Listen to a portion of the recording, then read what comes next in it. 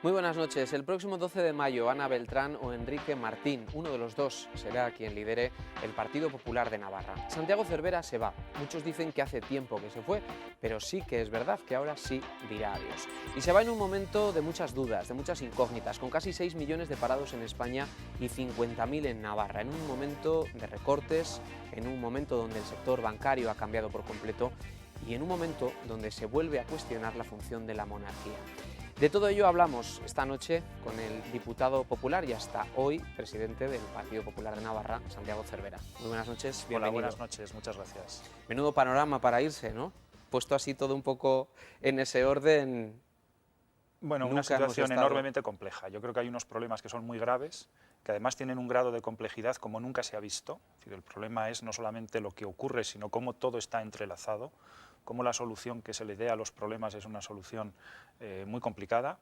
Y luego además que estamos viviendo una situación que tiene una característica esencial, y es que es muy paroxística, es decir, ocurren cosas muy deprisa y muchas veces hay que responder a esas cosas que ocurren con la misma rapidez. La situación, por ejemplo, ahora en el país, en España, es muy diferente de la que había en el año 96, cuando llegó el Partido Popular al gobierno de la nación. En el año 96 el gobierno tenía, yo creo que muchísimo más control de la agenda política, tenía, digamos, más pista de despegue para ir haciendo las cosas que el gobierno consideraba que había que hacer.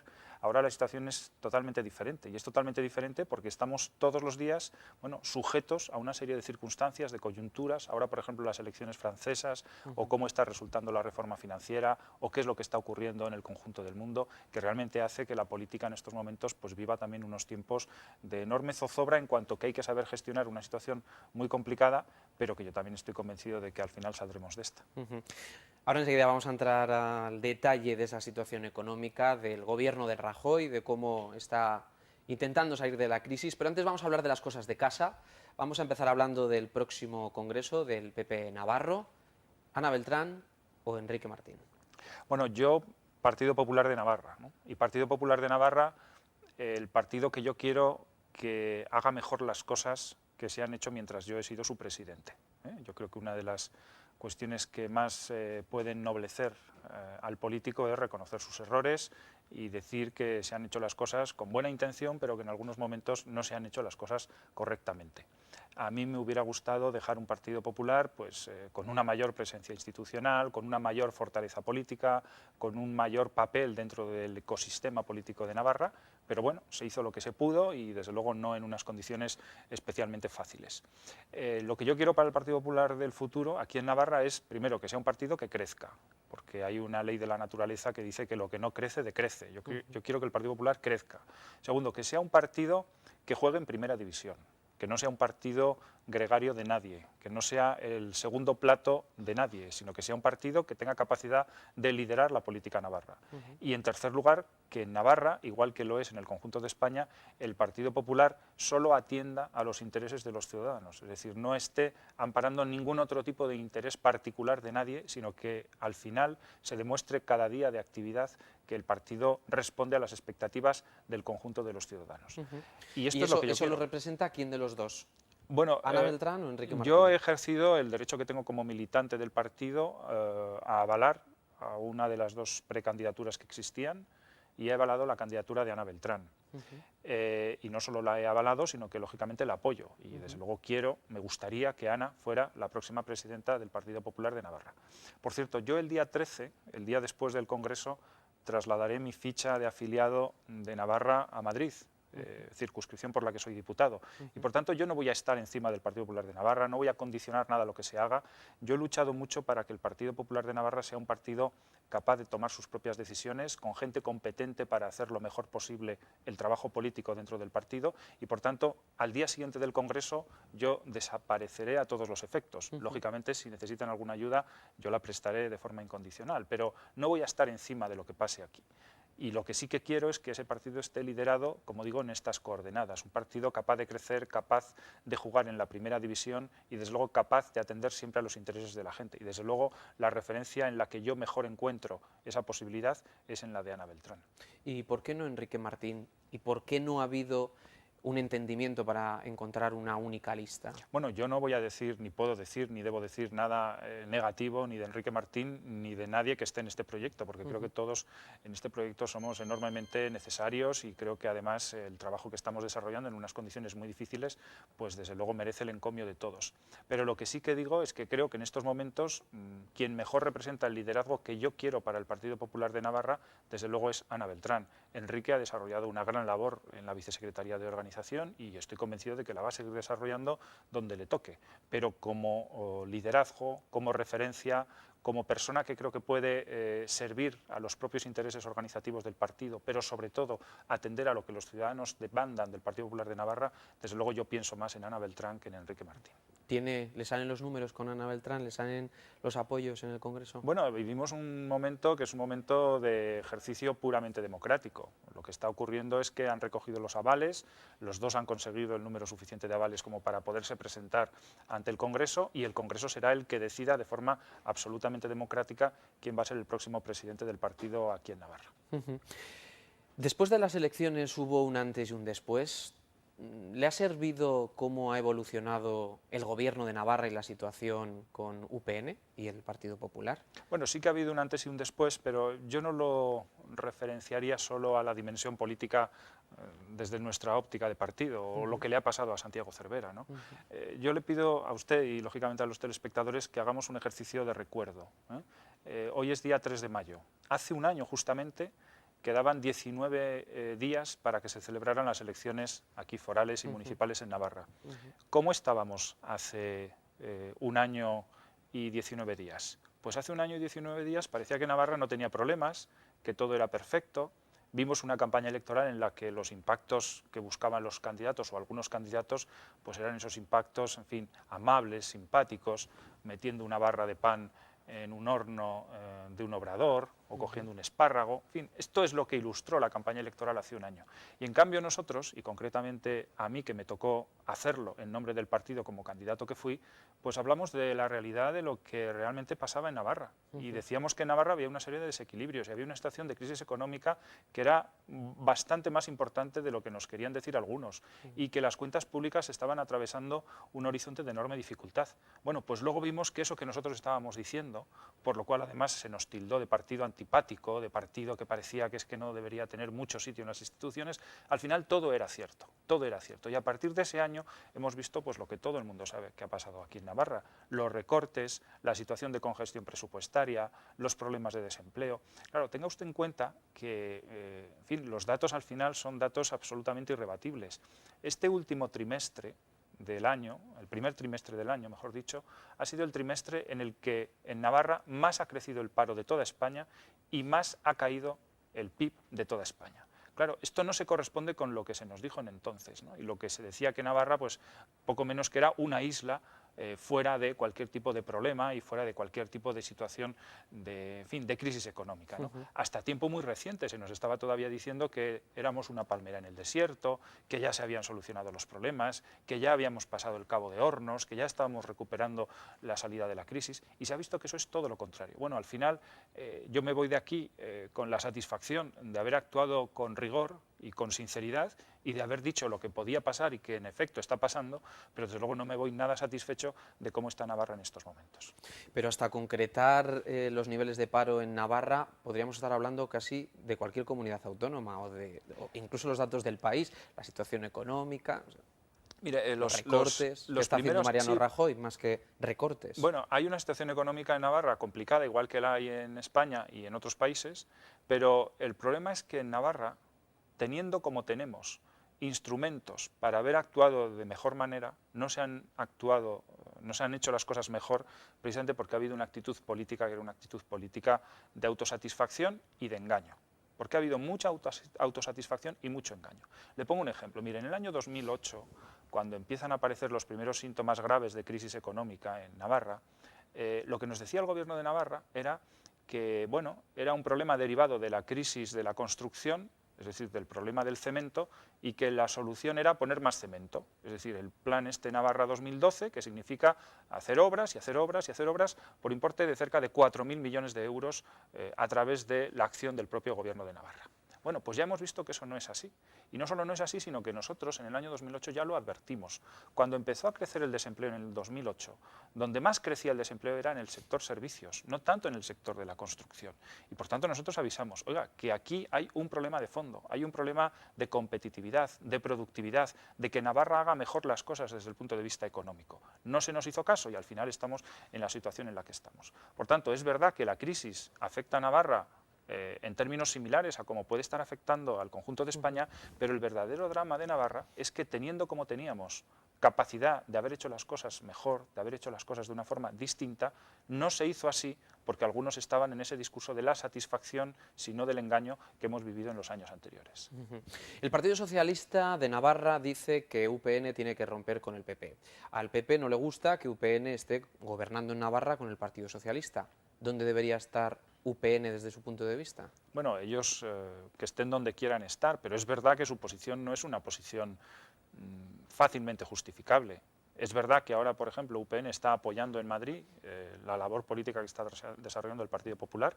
Yo creo que han apoyado pues, todos o casi todos los decretos de reformas que se han puesto a la consideración del Congreso de los Diputados. También han apoyado el presupuesto, como se habían comprometido a hacerlo en el pacto político que organizó la coalición electoral con la que concurrimos a las pasadas elecciones generales. Pero lo cierto es que no es un problema solo de contabilizar votaciones, de qué es lo que están haciendo allá o de qué es lo que están haciendo acá. Yo a UPN lo que le echo en cara o lo que le reprocho o de lo que le acuso políticamente es de no tener en estos momentos un proyecto claro para Navarra. El problema político que hay en Navarra es que no hay proyecto. Hay simplemente una situación de salir del paso, de estar con un socio en Madrid, con otro socio en Pamplona, más o menos viendo a ver qué se va haciendo, qué se hace cada semana, pero realmente ¿dónde está el proyecto que Navarra necesita? ¿Dónde están esas ideas de futuro? Mire, Roberto, yo leí una vez una frase que se la atribuyen a Napoleón, que dice que la política es coger una bandera y señalar un camino. La política no es administrar, la política no es estar por la mañana en el despacho, a ver cómo paso el día, a ver qué hago, a ver, en fin, no tener un problema, no salir en el periódico o salir en el periódico de una forma simpática. No, no, la política no es eso. La política es coger una bandera y señalar un camino. Y eso es evidentemente asumir un riesgo, pero eso es también definir un proyecto político. Y yo desde luego lo que he hecho en falta en Navarra, desde hace mucho tiempo, pero muy especialmente en lo que es el devenir de este gobierno de coalición UPN-Partido Socialista, es que ni existe esa bandera, porque no hay un proyecto, ni se nos está señalando un camino, porque no se nos quiere llevar, digamos, a una Navarra mejor, sino a una Navarra a lo mejor más cómoda para algunos, pero no una Navarra más de futuro. ¿Qué cree usted más en esa reflexión? ¿Que Yolanda Barcina no tiene proyecto o que tiene proyecto pero Roberto Jiménez le pone obstáculos para no sacarlo adelante? Mire, yo creo que es malo personalizarlo. Yo a los dos, tanto a Yolanda Barcina como a Roberto Jiménez, puedo decir que les tengo afecto personal. Me parece que son unas personas con las que yo he trabajado, con las que yo he tratado en algún momento y les tengo afecto y consideración personal. A mí me importa más lo que están haciendo en el ámbito político. Y en el ámbito político no están haciendo lo que en estos momentos Navarra merece. Primero porque, mire, cuando hay un gobierno de coalición, cuando hay dos partidos, los dos grandes partidos que ellos dicen, se ponen de acuerdo, cuando eso se hace, se tiene que hacer por alcanzar unos objetivos mayores, por ser, digamos, más eficaz en la acción política, por asumir entre los dos una mayor fortaleza para hacer las cosas que hay que hacer. Y lo que estamos viendo en Navarra es que es todo lo contrario. Es decir, la coalición para lo que sirve es nada más que para las excusas mutuas, para estar compartiendo, en su caso, las decisiones que haya que tomar, pero desde luego no para arrancar de todas las posibilidades políticas que tiene el Gobierno de Navarra, esa capacidad de ir más adelante. Y yo creo que esto es lo verdaderamente frustrante. Claro, alguien dirá, bueno, ¿y qué alternativa cabe? Pues mire, no sé qué alternativa cabe desde el punto de vista de la aritmética parlamentaria, pero sí sé qué alternativa hay desde el punto de vista de la actitud política. Y desde luego la actitud política que yo he hecho en falta en Navarra es una actitud política muchísimo más, con mucho más coraje, con mucha más fortaleza para poner en marcha todo lo que Navarra necesita poner en marcha para sacar adelante sus problemas. ¿Y cómo pondría en marcha usted la generación de empleo aquí en nuestra comunidad? ¿Cómo recibe el anuncio que hace unos días hizo la presidenta de que 10 empresas iban a invertir 125 millones de euros en Navarra y se iban a crear más de 600 puestos de trabajo? Mire, como le decía al principio de la entrevista, a día de hoy la situación es muy complicada y hay unos problemas muy graves. Pero Pero eso ya lo sabemos. Lo sabemos, pero a lo mejor no sabemos otra cosa, y es que lo que vivimos hoy en Navarra se origina en el año 2007 y en el año 2008. En el año 2008 el Partido Popular de Navarra dio una rueda de prensa, que además la dimos con una documentación que está disponible y que está publicada, donde decíamos precisamente cómo teníamos que ir variando el timón de la economía navarra para que no estuviéramos en la situación en la que estamos hoy. El problema del gasto público, que es un problema absolutamente ya que agobia cualquier capacidad de acción del Gobierno de Navarra, y sobre todo el problema de no haber fomentado un clima para el desarrollo de opciones económicas que ahora son más difíciles de desarrollar. Realmente, si hubiéramos tomado en cuenta lo que había que haber hecho desde la lógica económica en el año 2008, estoy convencido de que ahora no estaríamos como estamos. Pero sí que le voy a responder a la pregunta en una cuestión que no solo tiene que ver con los números, con el presupuesto o con las decisiones del Gobierno. Hay una cosa previa, que es la actitud. La actitud de decir las cosas que están pasando, la actitud de decir a la ciudadanía, en fin, qué es verdaderamente lo que ocurre. Hace dos días, el consejero de Economía y Hacienda nos estaba diciendo que Navarra era una palmera en el desierto, una palmera en el desierto. 4 días después de decir esto, prácticamente sale el dato del desempleo, el mayor crecimiento del desempleo de toda España es en Navarra, y 2 días después sale el dato de la caída del PIB, y la caída del PIB en Navarra es mayor que la del conjunto de España. Claro, lo que no se puede es seguir con la misma actitud de contar a la gente cosas que verdaderamente no son ciertas y que marcan, sobre todo, pues, una distancia enorme con lo que es la realidad de las cosas que están pasando. Por tanto, políticamente, aunque te partan la cara, aunque seas incómodo, aunque seas antipático, lo primero que hay que hacer es decir la verdad, y decir la verdad con toda crudeza y con la mejor actitud para poder poner en marcha las soluciones a esos problemas. Santiago, tengo muchas preguntas y me gustaría intentar abordar la mayoría de ellas. Le voy a pedir brevedad en las siguientes. Me está viniendo a la cabeza ahora al escucharle Caja Navarra. Usted ha llegado a decir que a los navarros se nos sigue contando mentira tras mentira sobre las bondades de esta operación.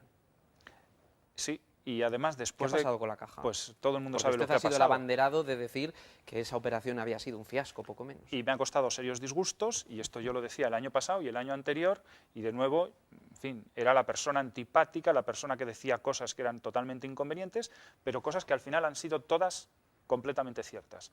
Al final, Caja Navarra, que era un elemento fundamental de nuestra estructura socioeconómica, prácticamente está vendida a precio cero. A otra entidad, una entidad que yo me alegro de que sea la que es, porque creo que es solvente y creo que en ese sentido, pues en fin, viene bien, pero verdaderamente se ha vendido a precio cero.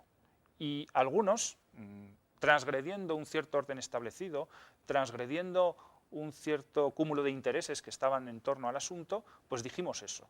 Bien, yo creo que lo que es muy llamativo ahora es el silencio de algunas personas. Yo escribí hace unas semanas un artículo sobre todo lo que ha pasado en Caja Navarra, o sobre una parte de lo que había pasado en Caja Navarra. Sinceramente se lo digo, Roberto, yo esperaba respuesta política a ese artículo. Pero y nadie ha dicho nada. Y si nadie dice nada, yo creo que es porque verdaderamente se están asumiendo muchas culpas de forma tácita.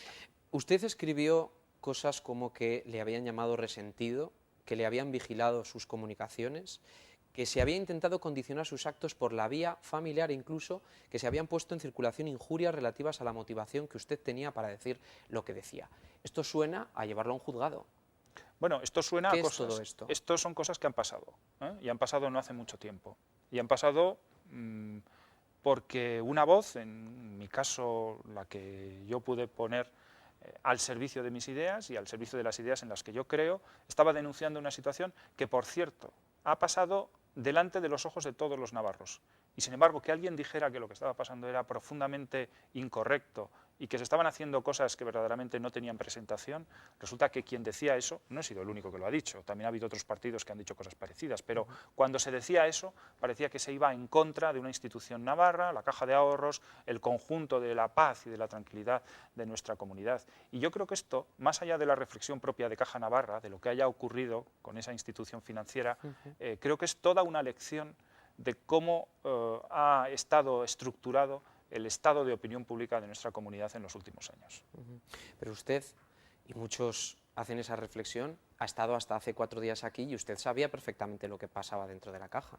Sí, y lo dije siempre que pude, a veces lo dije en medios de comunicación, a veces lo dije en mi blog, escribiendo por mi cuenta, en fin, eso ha sido así. Y sin embargo, bueno, pues qué cosas se nos han dicho, qué cosas se nos han hecho en relación con este asunto que al final ya hemos visto en qué ha acabado. Y le repito lo que le decía antes, hay personas que todavía no han dado una explicación, personas que además han estado ahí tomando las decisiones, organizando las estrategias, haciendo lo que nos ha conducido a esta posición actual. Y esas personas ahora no dicen nada. Yo creo que esto es muy significativo. Y le repregunto, ¿esto no es como para llevarlo a los tribunales? Bueno, seguramente sí, y también es propio de la situación, yo creo, que hubiera habido, en fin, algún otro tipo de requerimiento de responsabilidad en relación con lo que ha ocurrido. Yo también decía en ese artículo que seguramente en otras latitudes el propio fiscal hubiera intervenido en lo que ha pasado, porque lo que ha pasado es claramente, en fin, no sé si denominarle un expolio, pero desde luego una pérdida de valor de una entidad financiera como era Caja Navarra, asociada a lo que se denomina en el Código Penal la administración desleal. Y yo creo que ha habido un caso claro de administración desleal de los intereses de una entidad que era una entidad tan importante para Navarra como lo venía demostrando desde hacía décadas. O sea, que el fiscal tenía que haber actuado de oficio. Bueno, yo no soy nadie para decirle al fiscal lo que tiene que hacer, pero desde luego en un análisis más o menos limpio de actitud de lo que ha ocurrido, yo desde luego creo que haya habido un caso clarísimo de administración desleal. Y a la vista está, es decir, una entidad que antes se decía que valía todo lo que valía y que tenía la pujanza y la solvencia que tenía, al final prácticamente está vendida a precio cero. Si usted estuviera en el gobierno de Navarra y tuviera ahora que recortar sobre el presupuesto de 2012 54 millones, como es el caso, ¿qué haría? ¿Subiría los impuestos o seguiría recortando? Bueno, procuraría no subir los impuestos en ningún caso. También es cierto que hay momentos, como ha ocurrido recientemente con la subida del IRPF, que ha tenido que echarse a la espalda al Partido Popular, en donde se ve que no queda más remedio. Pero desde luego subir los impuestos es lo último que hay que hacer. ¿De dónde sacar esos 54 millones que ahora faltan? Bueno, pues yo no lo sé porque no conozco las tripas del presupuesto del Gobierno de Navarra, pero estoy convencido de que hay posibilidades de recortar. Le voy a poner un ejemplo. Es estúpido si quiere, pero se lo voy a poner. Pamplona va a ser la ciudad que más pague de la historia porque salga una etapa de la Vuelta Ciclista a España, como va a ocurrir aquí en el mes de agosto. Más de 1,5 millones de euros que nos vamos a gastar los contribuyentes para pagar esa etapa. Sabemos perfectamente que hay unas relaciones de amistad de Roberto Jiménez con algunas personas de la organización de la Vuelta. Bueno, pues vamos a pagar ese dinero, que no lo ha pagado ninguna ciudad de España. Ninguna. Bueno, pues estas cosas todavía siguen pasando. Y por eso yo le digo que muchas veces la austeridad no es solamente coger las partidas. La austeridad es fundamentalmente una actitud. Es la actitud de decir que tenemos que tener un enorme respeto al dinero de los ciudadanos y que ese respeto nos tiene que llevar a que todos los días, en todo lo que hace un gobierno, tiene que tener impresa esa actitud de austeridad para que las cosas puedan ir razonablemente bien. ¿Conoce los detalles de la remodelación del mapa local que ha presentado el Gobierno de Navarra? No, no los conozco, más allá de lo que contó ayer Roberto Jiménez, por cierto, en la sede de su partido. No lo hizo como consejero, parece ser, sino que lo hizo en la sede de su partido. Y, hombre, yo no conozco los detalles, pero sí creo que hay que hacer algo en ese ámbito. Y me parece positivo que se lancen alternativas. El Partido Socialista llevaba en su programa electoral una alternativa que decía que no podría haber municipios de menos de 2.000 habitantes y, por tanto, todos los que tenían menor población se tenían que fusionar hasta alcanzar los 2.000 habitantes. A mí me parecía que esa era una propuesta razonable, porque hay que hacer algo en ese sentido. Yo no conozco todos los detalles, pero sí creo que es positivo que se lancen alternativas porque ese es un tema que hay que intentar resolver. ¿Con las diputaciones en España? Bueno, a Navarra no nos afecta, lógicamente, porque aquí el sistema administrativo político es distinto. Hombre, yo creo que las diputaciones en España, desde luego en cuanto a estructura política, pues no tienen mucha justificación, pero sí es cierto que las diputaciones se encargan en otras provincias de gestionar determinados servicios. Funcionan más como mancomunidades que como organismos de gestión política, ¿no? Entonces, en esa medida yo creo que sí que pueden ser necesarias. ¿Cómo se siente en un partido que pregonó en campaña unas cosas a nivel nacional y ahora está haciendo casi todas la contraria? Pues mire, me siento en un partido en el que hemos sufrido el mismo engaño que ha sufrido el conjunto de los ciudadanos. Cuando se nos estaba diciendo que España iba a cumplir con el 6% de déficit y cuando resulta que después de que llegamos al gobierno nos enteramos de que no es el 6%, como se había dicho por activa y por pasiva que se iba a conseguir, sino que es el 8,5%, que no son 2,5 puntos más. Es más de un 40%, más de desviación del déficit. Y claro, en una situación en la que España comparte moneda con socios europeos y que está, por tanto, sujeta a unos problemas de financiación compartidos con el resto de países europeos, pues lógicamente ha habido que tomar unas decisiones que, desde luego, no nos hubiera gustado nunca tener que tomar. Y que esperamos, confiadamente esperamos, que esas decisiones sirvan para que a futuro pues, el país recupere su pujanza económica que se ha visto arruinada durante estos últimos años de gobierno socialista. ¿Tiene Mariano Rajoy en su agenda la eliminación de la transitoria cuarta? ¿O como con el IVA va a hacer lo contrario de lo que dijo está en campaña? agenda en los términos en que se produjo ese compromiso. El compromiso fue que cuando se reforme la Constitución, este tema se cambiará. ¿Cuándo se va a reformar la Constitución? Pues no lo sabemos, porque lógicamente una reforma constitucional es una reforma, no la reforma que se hizo en el mes de septiembre en relación con un artículo sobre el déficit público, que esa era una reforma que se podía hacer simplemente por decisión parlamentaria, sino que cuando se haga una reforma que ya afecte a cuestiones más sustanciales y por tanto tengan que ser decisiones referendadas posteriormente por los ciudadanos, cuando se haga eso, pues esto se incorporará, porque ese es un compromiso y no solo es un compromiso, es que es algo absolutamente básico para muchos navarros. ¿Se acerca el final de verdad de ETA? Bueno, ETA está derrotada. ETA está derrotada. Yo estoy convencido de que ETA ya no va a volver a las andadas, no va a volver a ejercer el crimen terrorista.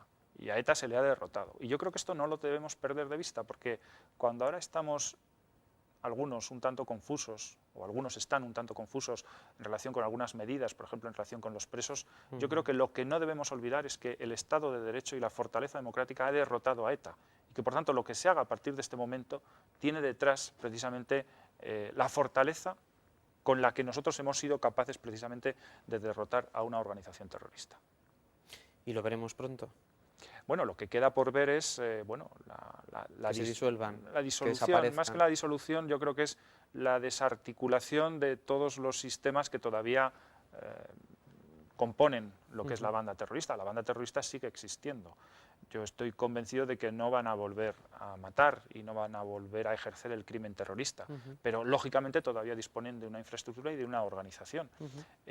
Tenemos todavía que ver que desaparezca esa estructura, que desaparezca ETA como tal organización, pero yo estoy convencido de que a ETA le hemos derrotado, aunque todavía esté existiendo como organización, creo que por poco tiempo.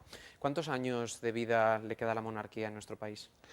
Pues yo creo que bastantes. En fin, la monarquía en nuestro país es una monarquía de carácter constitucional.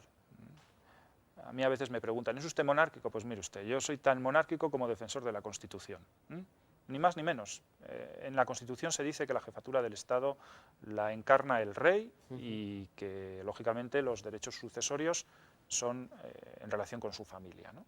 Bueno, pues esto está en la Constitución, es un convenio, es una de esas grandes cosas que hemos acordado los españoles, es un acuerdo de los españoles que lo hemos plasmado en una norma que es la norma básica de convivencia en nuestra Constitución. Y por tanto, nadie se ha planteado cambiar eso, desde luego el Partido Popular no, creo que el Partido Socialista tampoco, y mientras eso no cambie, seguirá existiendo la monarquía como representación de la jefatura del Estado en nuestro país. ¿Esta ha sido la mayor torpeza que ha cometido en todos estos años el rey don Juan Carlos? Bueno, yo no conozco mucho en relación con otras actividades que hayan hecho. Desde luego esta ha sido la torpeza más visible, más, si quiere, más alevosa a un momento de estado de opinión pública de los españoles, ¿no? La prueba de ello es que el propio rey ha pedido disculpas y ha dicho que se equivocó y que no lo volverá a hacer. Él mismo se da cuenta del impacto que ha tenido pues, esta fotografía y lo que se supo sobre ese viaje en una opinión pública que verdaderamente está azorada por la crisis económica y pasando muchos problemas, ¿no? Entonces yo creo que de ahí es de donde arranca pues, esa actitud del rey de pedir disculpas y creo que eso pues, debe zanjar este asunto. Pero usted en Twitter fue muy duro aquel día, aquel fin de semana. Escribió en Twitter aquellos tiempos en los que la ejemplaridad justificaba la existencia de la monarquía. Aquellos tiempos. Es que es verdad, o sea, la monarquía se justifica por la razón que le decía anteriormente de ordenamiento constitucional, de que la jefatura del Estado por convenio, porque lo hemos decidido los españoles, es la monarquía porque lo hemos puesto en la Constitución, pero también lógicamente porque tienen que representar una serie de valores, de virtudes, dar un ejemplo a lo que es. De hecho, así se justifica el que la jefatura del Estado se pueda heredar, ¿no? Buscamos en esa familia, en la familia real, pues la representación mejor que podemos tener una nación porque nos pueden dar un ejemplo, ¿no? Y efectivamente esto quebró. No es porque yo escribiera eso en Twitter, pero es verdad que 48 horas después de que yo escribiera eso, el rey pidió disculpas porque creo que él se dio cuenta de que efectivamente lo que había hecho no era correcto, que es lo mismo que yo dije en ese comentario que hice esa mañana.